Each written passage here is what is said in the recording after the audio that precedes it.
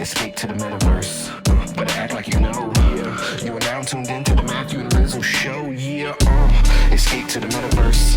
Better act like you know. Yeah. You are now tuned into the Matthew and Rizzle show. Yeah. Escape to the metaverse. Better act like you know. You are now tuned into the Matthew and Rizzle show. Yeah. Escape to the metaverse. Better act like you know. You are now tuned into the Matthew and Rizzle show. Yeah.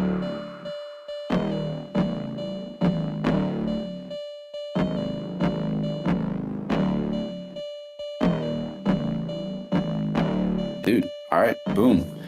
So, welcome back, everyone. On the heels of last week's reverse spotlight, where Rizzle was grilling me and I was yapping my mouth off, we're gonna dig into the world of Rizzle over the last 4 years. I'm kind of excited about this. I know, like, big picture, steps you've taken and everything since we realized you're not a bot on Scent.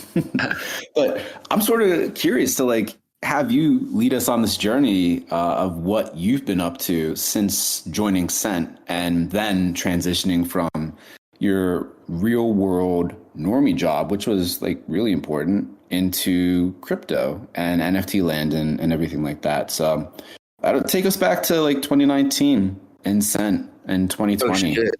Yeah. And tell us, like, take us way back, like when you found Scent, like in your mind as what led up to that transition from the normie job to the crypto job? Let's focus on that in your words.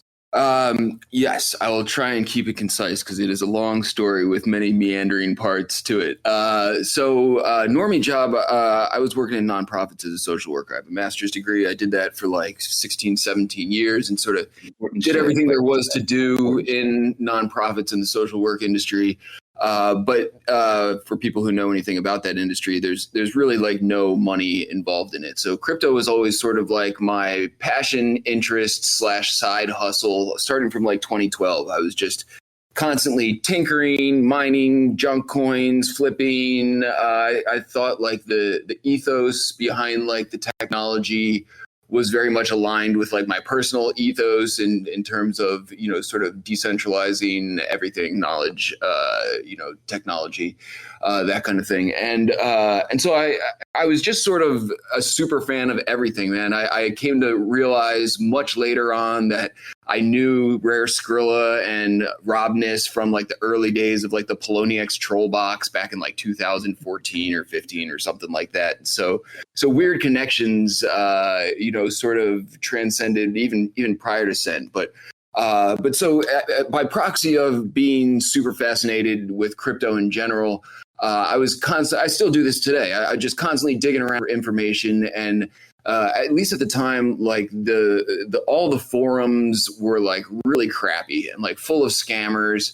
And there was really no great that I had stumbled upon, like sort of social situation in crypto where there were like actually like healthy and interesting conversations going on that you didn't have to like sift through to see if someone was like trying to grift you low key or whatever. And Scent was that, man. Scent had like a great combination of things that I really thought were cool in terms of like the people were cool. They had like a gamified thing that I just loved and went way up the leaderboard for a long time playing around with the gamified thing. But it was also like a really fascinating place where I found a lot of people similar to myself who were like super fans of crypto, super fans of the space, and it all just sort of formed this melting pot within Scent like early on at the time. So let's see, fast forward like 2019 or so, I had developed like at least a decent enough reputation on Scent to be interviewed by Matt, as we talked about last week. The Scent team invited myself and Connie Digital up to NFT NYC with Matt to meet for the first time around that time, one of the first NFT NYCs that we talked about in the last podcast. So I won't get too much into that, but that was really like the jump off point for me going full time into crypto. We had been doing the podcast up at that point. My reputation was like pretty entrenched within the Scent community. As someone who was like a prominent figure, and I was collecting all these people's art and like all this stuff. And so went to NFT NYC, met like 1 billion people. It was like a who's who of crypto. Even today, like all these people have gone on and done like huge things. So that that was like a fascinating experience. And one thing led to another. I met Jim. We had interviewed Jim McNellis on the podcast. And Jim actually was a believer in my shtick and gave me the opportunity to jump out of my full-time previous profession and into crypto. And I teamed up with Jim to co-found NFT 42. And from there, Avastars was already a project that was going on, but I helped him launch that and get it out into the wild. Yeah, at NFT 42, like what role did you join in? And then starting with Avastars, sort of unpack what you did there. I know you did a lot. I'm just super curious for the details. Yeah, dude, this is sort of my greatest strength and the most difficult thing to explain about whatever I do around here. Jim was at the point where he was trying to manage this project, Avastars, launched this company above it, which ended up spawning a whole bunch of subsidiary companies, and needed a point person basically to bounce ideas off of, help him execute things. So this is probably like many other people's experiences in very small startups where you're just trying to get this thing off the ground. And so you're wearing a billion hats. I was, running the Avastars Twitter, getting their Discord set up. While that was going on concurrently, Token Smart was a thing going on. And so I was helping manage the community in Token Smart and build that out. NFT, which no one could pronounce, which morphed into Nameless, was a thing that sprung up during that time. So a lot of it was operations type of stuff. It was we're bringing people in to execute ideas. We are coming up with the ideas that need to be executed and sort of, steering the direction of the ship and everything. And so I joined on with Jim pretty early on. And that was exciting to me, man, because Jim was and is somewhat of a controversial figure in the space, but I always believed in his metadata on-chain philosophy, which is that when you get an NFT, your default assumption is that you own the whole thing. And it is a very basic concept that I bought into, and Avastars was launched under that, putting stuff fully on-chain mantra.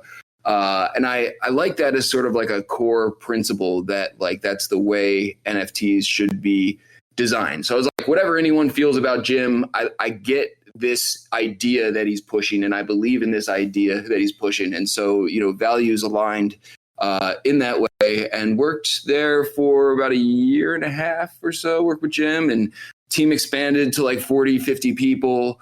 The focus became more on Nameless, which is the stealth testnet project, which is very cool, but not super exciting to me. And so at that point, I decided to just sort of go on and do my own thing, which I was already doing a bunch of my own things. You know what I mean, man?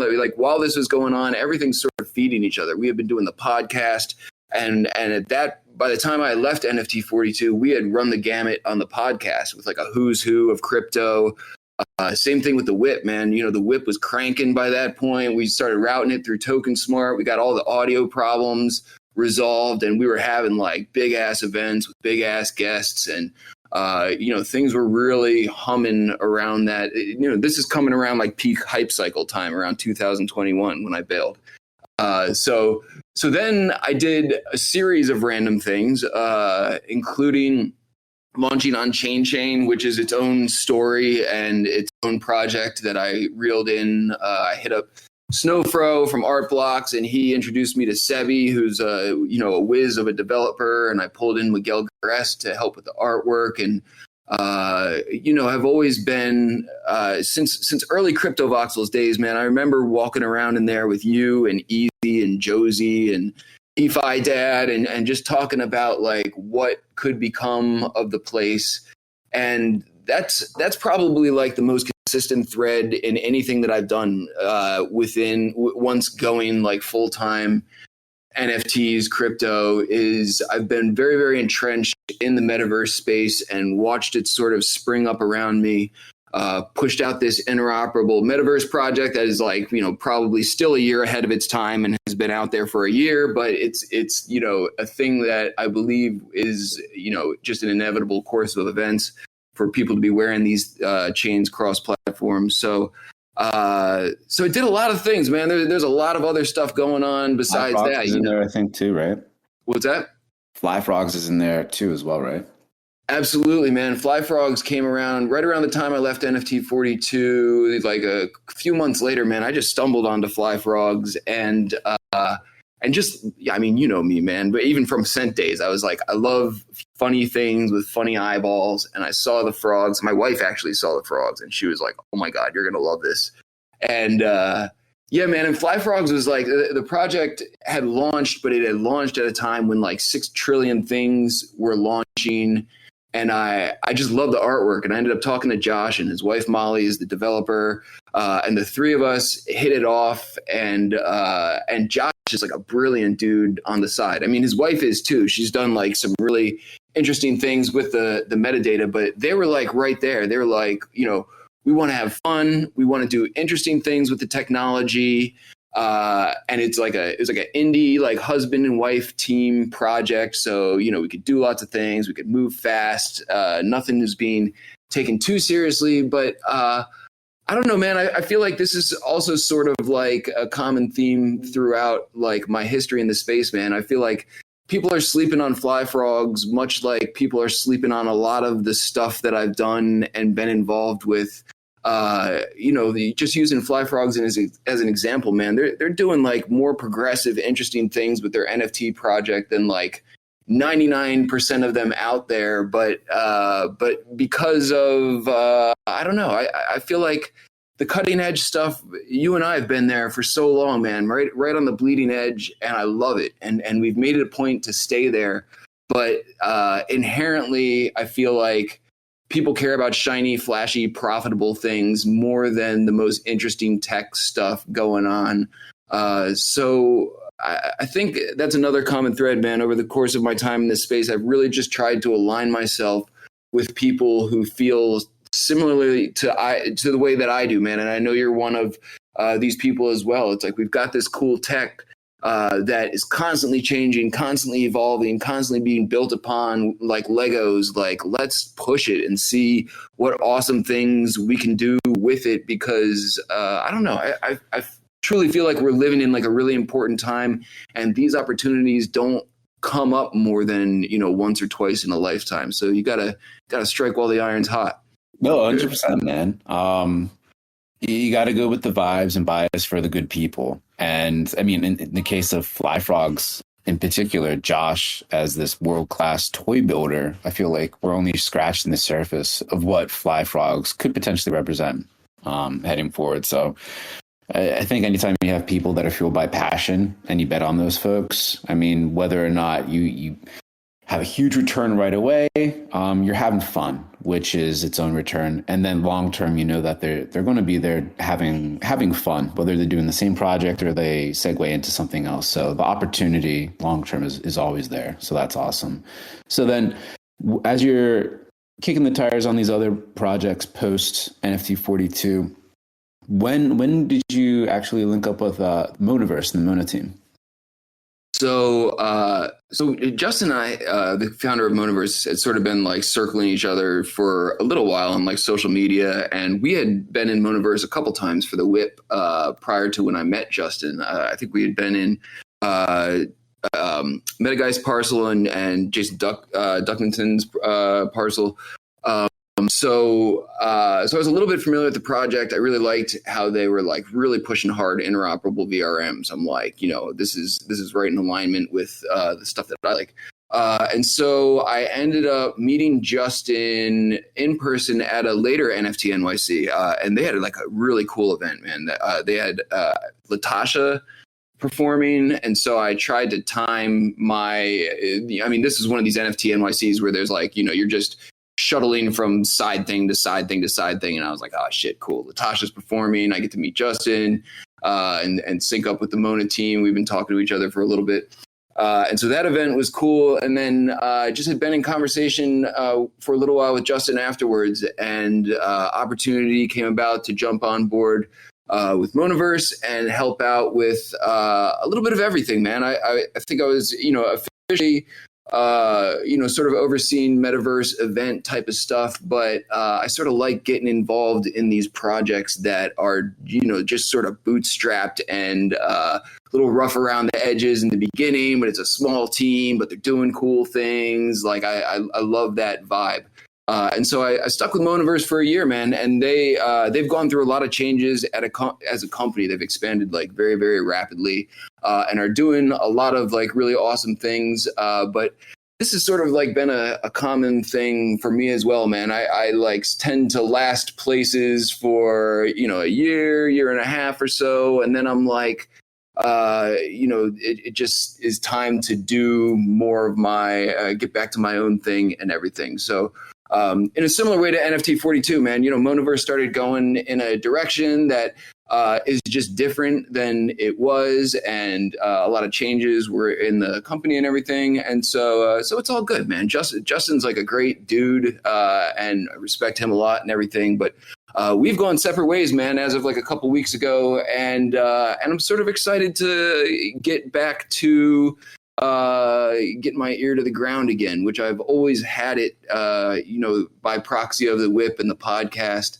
But it's tough when you're, putting in a full-time job, trying to, do that and also balance all these other things. And so I don't know, man, I feel like, I've done this a couple times now where I've just sort of like let the chips fall where they may in terms of where I end up in the space.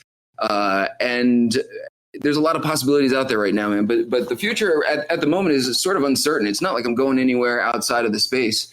But, every time I end up ready to take on something new, there's a lot of opportunities that sort of unfold in front of me, and it's almost overwhelming to the point where I gotta comb through them and not rush to things. But one of the things that I'm very excited about, man, actually, is I'm hosting this hackathon in Austin, Texas next week with Founder. And these are the kind of things, this is by the same people from ChangeDAO, David and Kelsey, and good people doing good things. And I hosted that conference in Spain with Polygonal Minds last year, and it seems like that may come up again. And I like having the flexibility and the freedom to sort of chase these like random but interesting things when they come up, because to me, this is sort of like some cutting edge stuff too. Like this Founder situation is interesting. The guy, David, who runs it, is very well connected within the DC Beltway and is very interested in getting the actual builders and creators of Web3 in conversation with people who make political decisions, and not with a political agenda, but just to like literally show people who make decisions about crypto the actual people who are building cool stuff with crypto. And so this thing in Austin,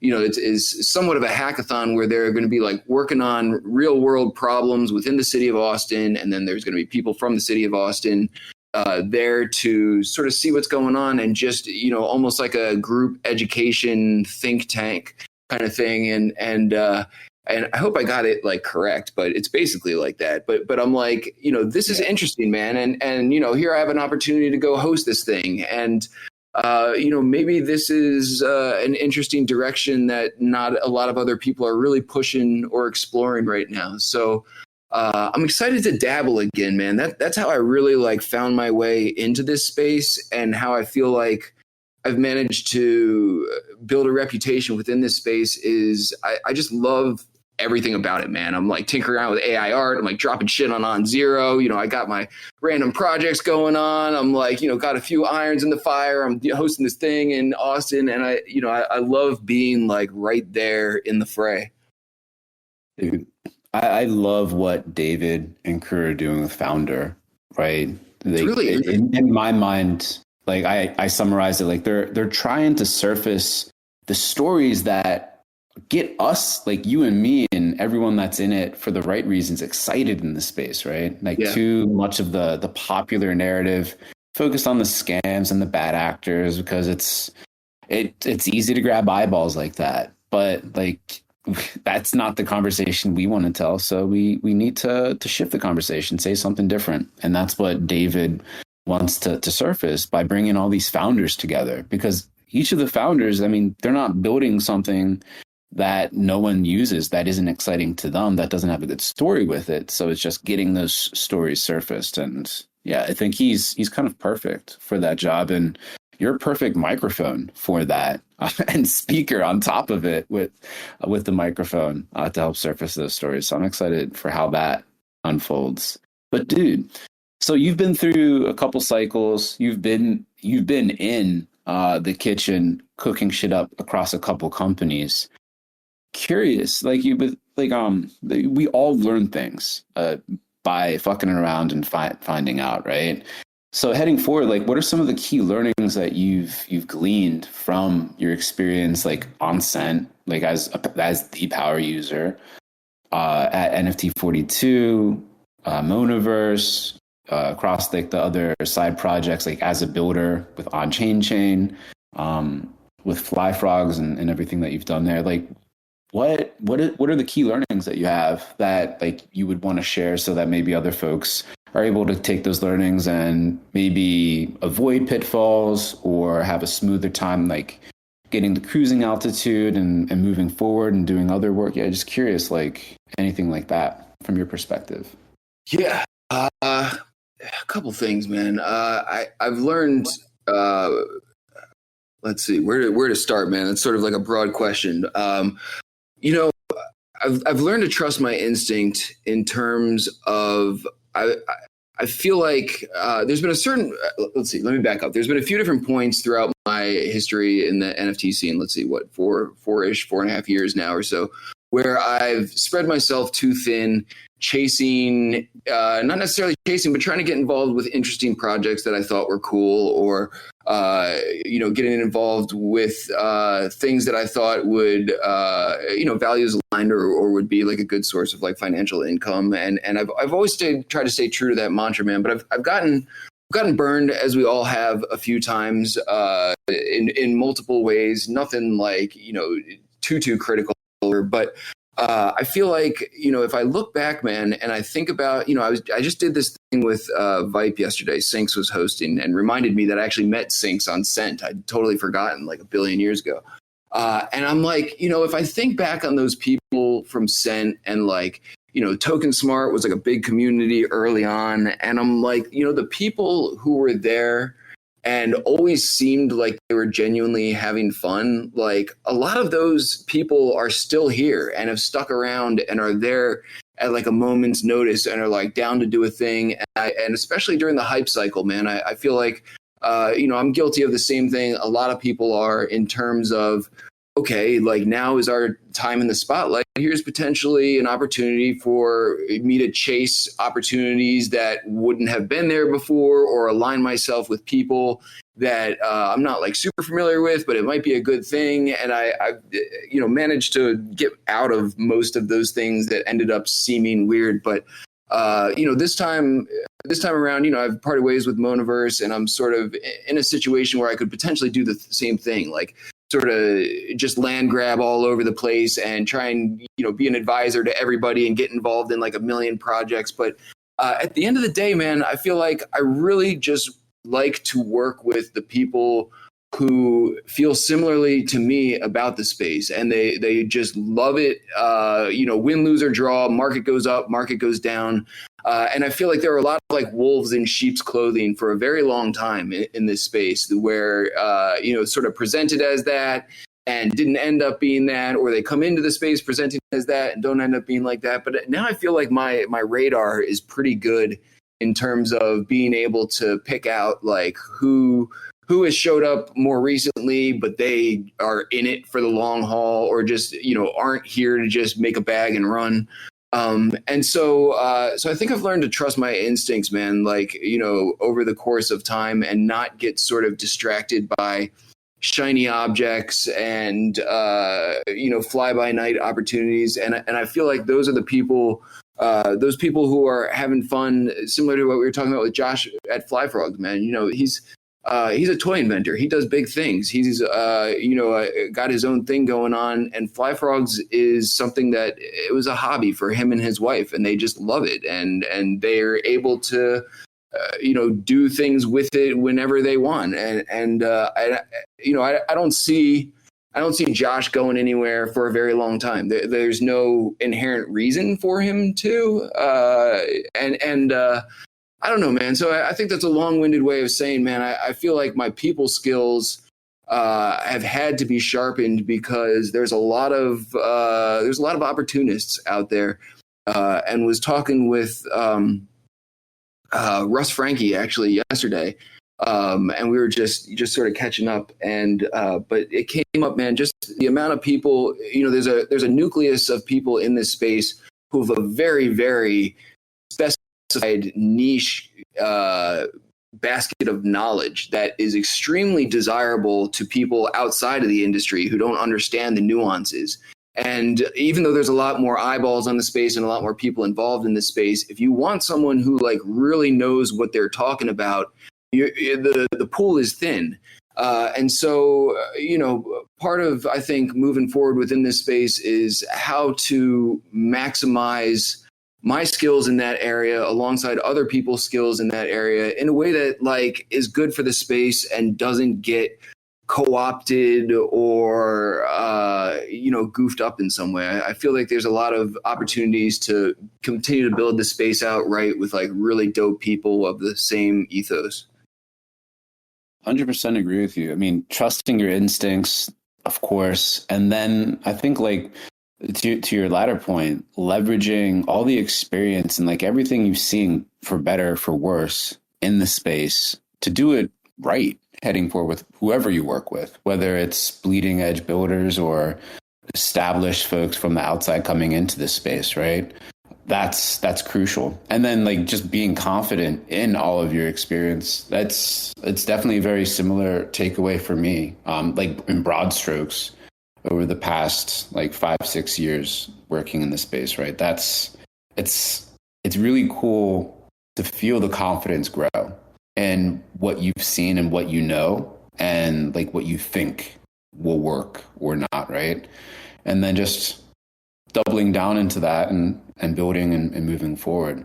I think that's probably one of the most important lessons, and especially for folks that have been here and understand like the core ethos and like the special sauce that brought people here way before the money, keeping that alive for as long as possible and always kind of leaning back into that and spreading that around for a new audience. I think that's going to be crucial if like this space is to really have its impact and have the legacy that we hope it will have, that we know it could have heading forward. So yeah, I think you have amazing lessons learned there that you've gleaned for sure. Yeah, man.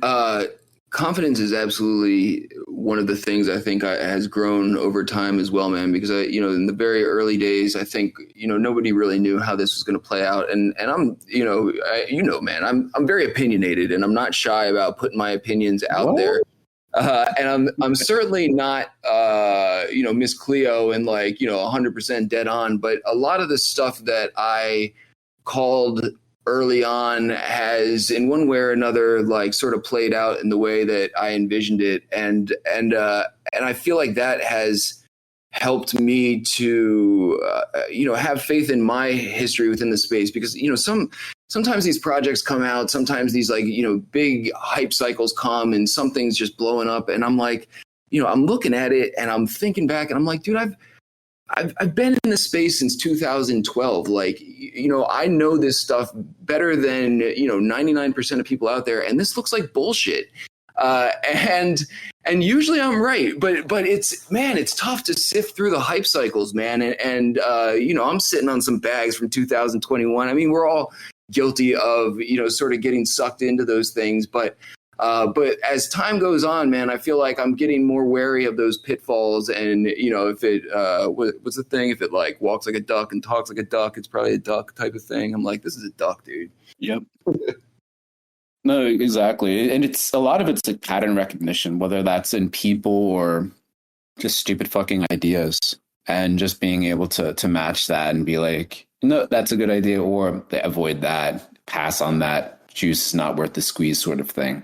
Yeah. That's a large part of it, especially when the interest gets to peak boil, right? And it's like you're getting inundated with so much inbound and just so many opportunities, that pattern matching ability is invaluable, 100%. Yeah, man. But It's funny that you say that, dude. I always think back on like the early days of the podcast when there's really just not much going on, man. And we were sort of like the informed people putting out content, and it was not terribly difficult to be up on all the things in order to spit that out. And the temptation was there for a long time. I mean, it's like, this week a new DApp came out, and ooh, cool. Let's check that out. It's like, that's how slow the space was moving for so long. And so having to sort of make the transition to being able to consume all of the content and then sort of filter through that to looking and recognizing patterns, because it's impossible to keep up with all the content. I feel like that was a transition that I think I've made decently, but was certainly a transition. Dude, I double clicking back into when we had like guests on the podcast and we're interviewing new projects every week for years.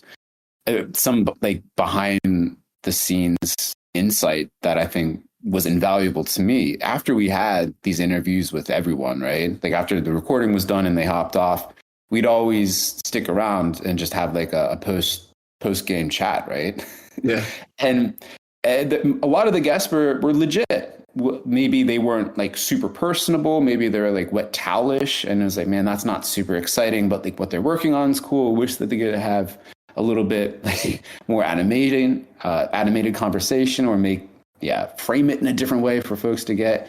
Or like, damn, that dude was spot on. Like he's going to crush it. But then there's a lot of folks that came on and they're just like, that was bullshit. And our questions were more prodding. And I'm not sure if our listeners, I think a lot of our listeners got it, that we're just kind of like having an open conversation, asking questions that a lot of people would ask to see if it's legit or not. And then allowing our listeners to have their own informed opinions based on what was said or not said, right? But behind the scenes, like we were digesting everything together. And I thought that was really, really helpful. It's something that we didn't really make public, but I think probably by like not having associations with some of the less interesting, more shilly, more scammy type guests that we once in a while had on, I think that probably like speaks for itself, just because everything is on chain at the end of the day, like who you're actually really associated with. So anyway, I just wanted to say that I thought that was invaluable. And if there's anyone else in this space, like figuring out or thinking how they can kind of sift their way through all the projects out there, is just get into conversations with people, ask questions. You don't need to like trash people publicly all the time, but make sure that you think about what was said or what was not said, and think about if like whoever you talk to is worth your time to move forward. And then, just think about people that you meet in the future. If anyone reminds you of people that you spoke to in the past, good, bad, or otherwise, just bear all that shit in mind. Yeah. Yeah, man, I feel like we did a pretty good job, and always have done a pretty good job of like curating the content of our guests, both on like the Whip and the podcast. And not, every now and again we let some like unknown-ish projects on that sound cool, and like you said, like serve it up to our audience, let them decide for ourselves. But for the most part, man, I mean, you and I are both in a similar position where we're like sort of public figures in the space, man. And I'm not putting my reputation out there for some like fucking shitty project to rug our audience, man. That's like way too important to me at this point, rather than, just letting any rando on. But I think, a nice combination of like, some curation, but also giving some people a shot who are doing something cool that might be lesser known has worked well for us. Dude, the other thing that I was thinking as you were talking, man, I'm like, 4 years of doing podcasts and hosting events constantly makes me sort of lose track of how like almost overstimulating it was when we just began. I remember some of these like early whips, man, and we would have some big speakers on, and it would like sort of work or sort of not work, or it would work.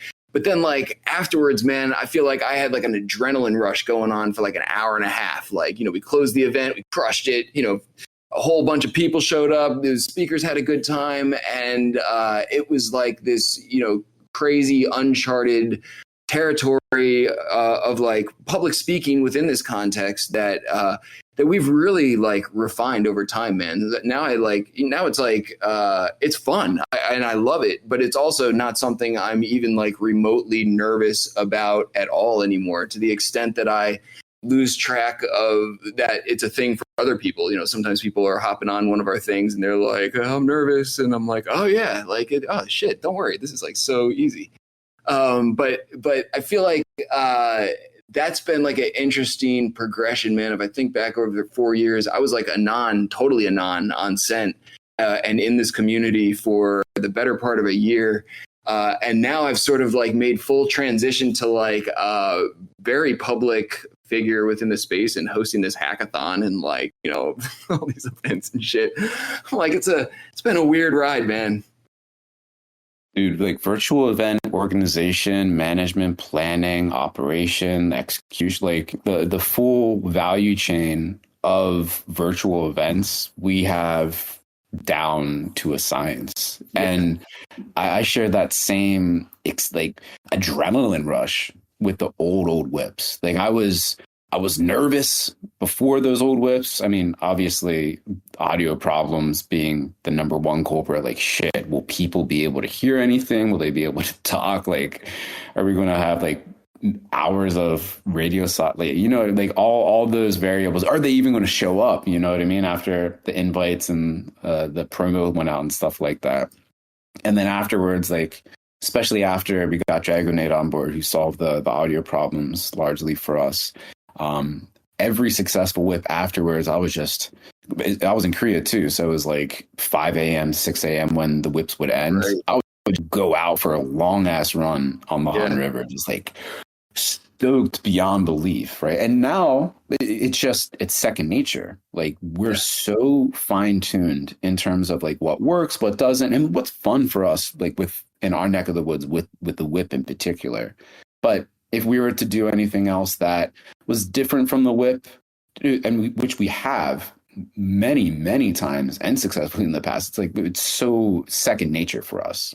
And that sort of virtual digital organization and bringing people together, it's one of probably the most important skills to have heading forward. I mean, as long as the internet is still a thing, bringing people together like that in a way that is fun for folks, in a way that creates memories just as salient as memories formed in real life, it's everything. It's going to be everything. It's really important now, but I just see that growing in importance heading forward.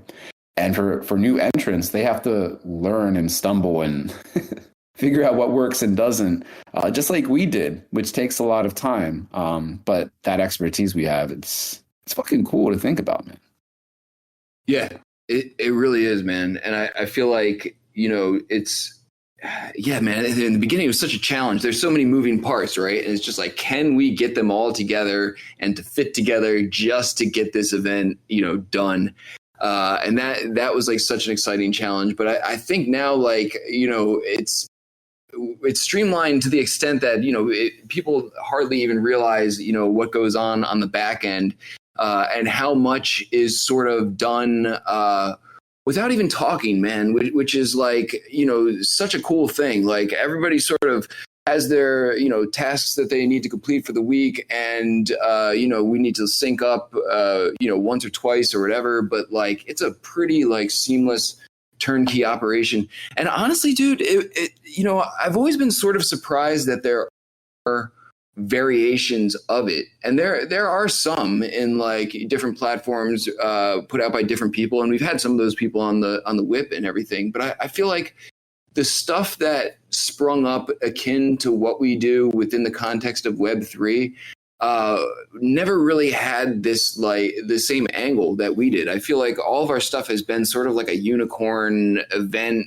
podcast type of subject matter and angle on the whole space. And I don't know, man. I dig it. I wouldn't change. Like, we've talked about it before. We had many opportunities to sort of like go different directions with it, but staying with what makes it fun for us, man. I feel like that's the only reason we're here. I feel like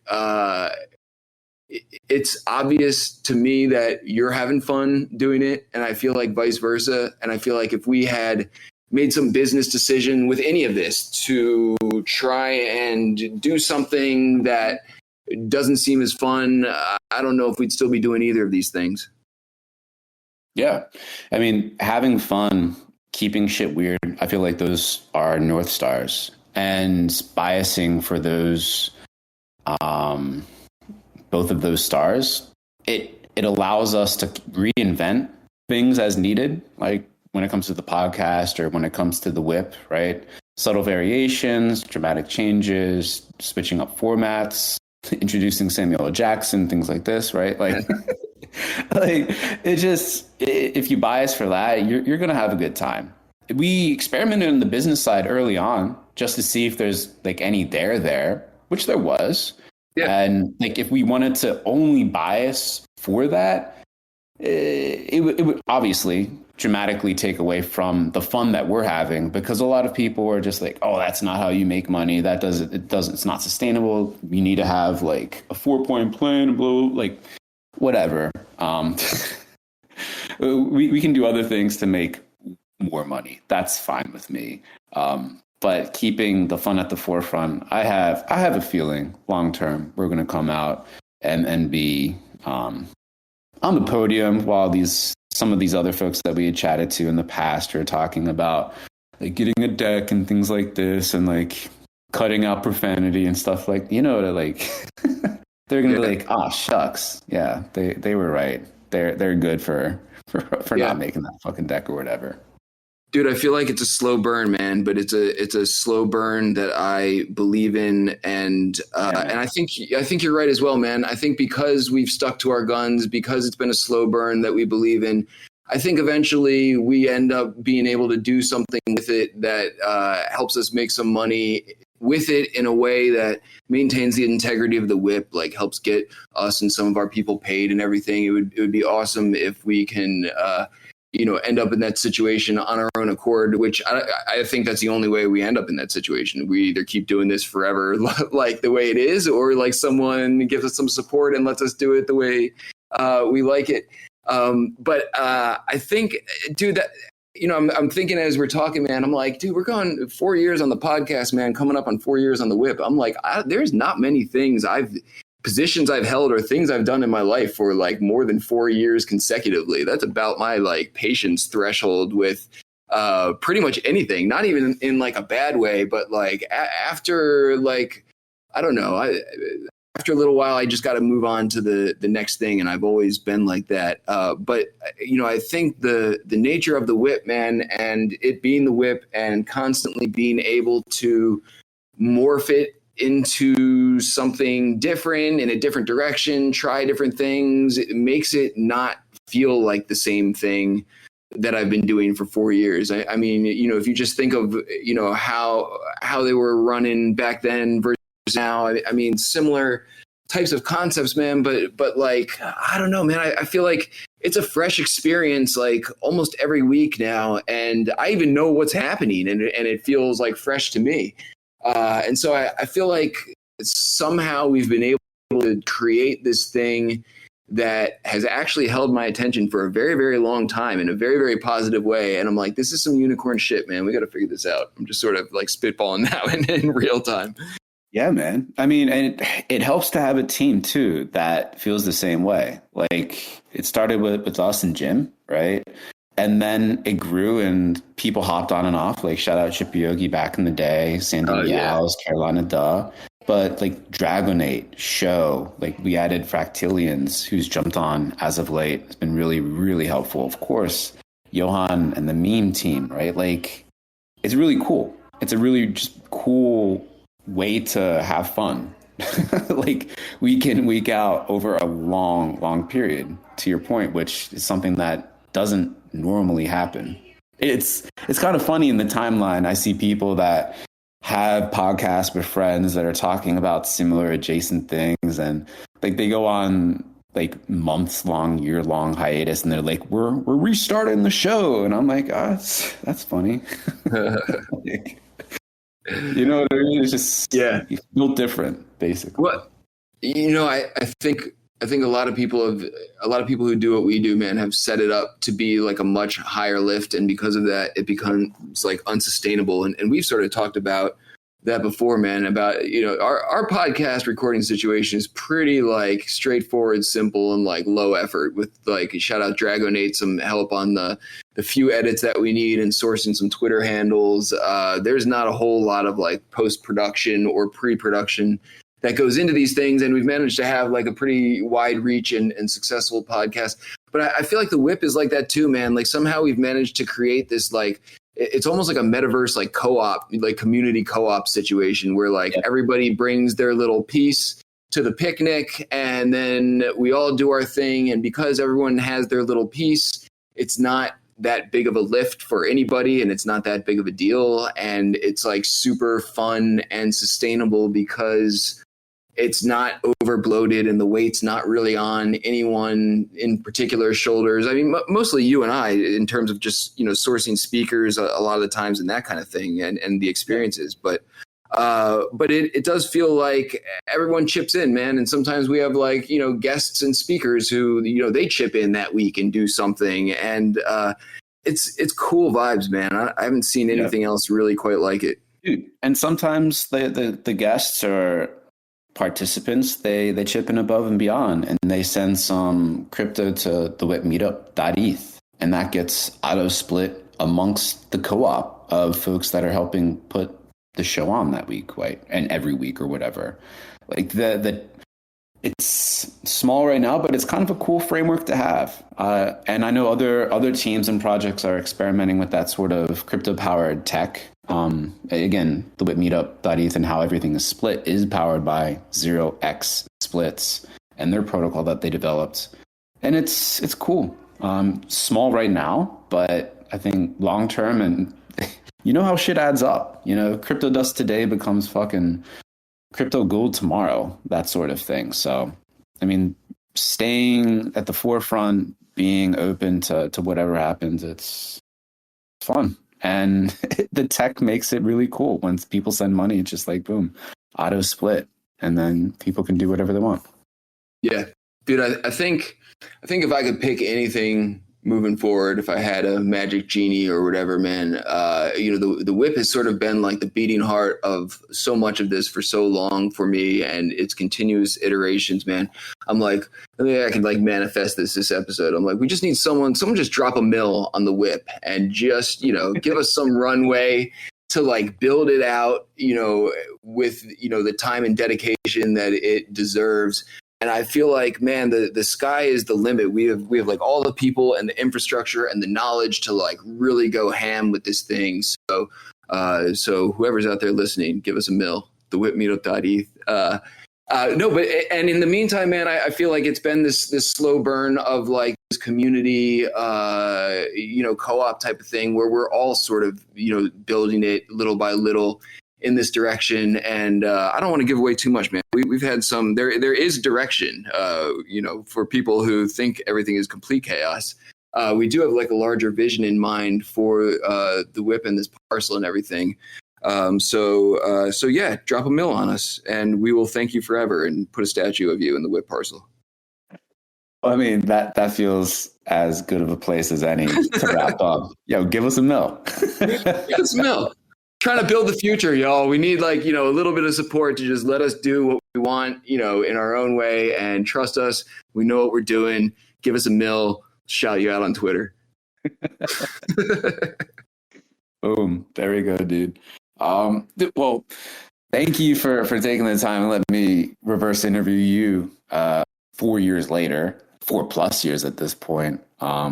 Dude, it was cool to get insight into your travels in the space and see what lines up in the similarities. I know there's a lot, like we chat all the time, but it's also cool to get more in the weeds with this sort of format. So hopefully folks dig this sort of conversation. Next week, we'll be back to regularly scheduled programming of thinking about what's top of mind, maybe some shit talking, having fun, that sort of thing. But boom.